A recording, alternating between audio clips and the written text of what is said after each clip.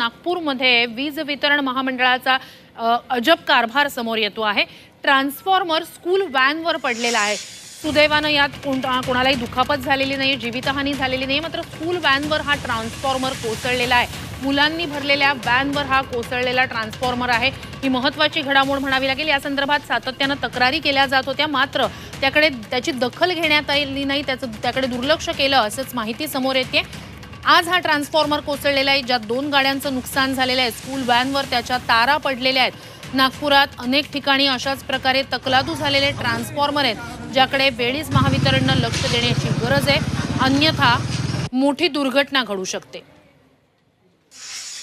Automatic वास्तु टूटने के कारण यहाँ पे एक स्कूल वैन खड़ी थी। स्कूल वैन कम से कम 15 बच्चे थे, 3-3 साल के वो बच्चे थे, उनको किसी को हानि हुई नहीं और यहाँ पे एक बड़ा हादसा होते होते निकल गया। ये अस्त व्यस्त आप देख रहे हैं, पूरा जो माहौल है वो बोलना कि इसमें अभी 2 दिन तक के तो यहाँ के लोगों को बहुत परेशानी होंगी।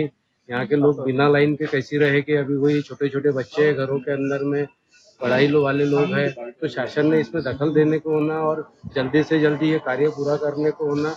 बस अधिकची माहिती या सगळ्या संदर्भात आपले प्रतिनिधी अमर काणे यांच्याकडून घेऊया। अमर, अतिशय धक्कादायक असा हा सगळा प्रकार। आज सुदैवानं मोठी दुर्घटना टळली, मात्र आता नेमकं काय करताय महावितरण? काही कारवाईला, हालचालीला सुरुवात झाली आहे का? खरं तर हे विद्युत ट्रान्सफॉर्मर जे लावलेले असतात, खास करून अनेक ठिकाणी लावलेले विद्युत ट्रान्सफॉर्मरचे जे स्ट्रक्चर आहे ते जुने झाल्याच्या तक्रारी अनेक ठिकाणावरून आहे। आणि पावसाळ्याचे दिवस आहे आणि पावसाळ्यामध्ये अनेकदा सोसायट्याचा वारा आणि जमीन सुद्धा ओली असते, त्यामुळे ते स्ट्रक्चर जे आहे ते कोसळून दुर्घटना घडण्याच्या घटना घडत असतात। तशीच घटना काल ही घडलेली आहे। गंगाबाई घाट परिसरामध्ये एक ट्रान्सफॉर्मर कोसळलं आणि रस्त्यावर त्या तारा होत्या त्या पडल्या। यावेळेस इथे एक स्कूल व्हॅन सुद्धा होते। स्कूल व्हॅन मध्ये लहान मुलं सुद्धा होते, विद्यार्थी सुद्धा होते, पण सुदैवाने कोणती दुर्घटना घडली नाही, त्यांना कोणती दुखापत झाली नाही।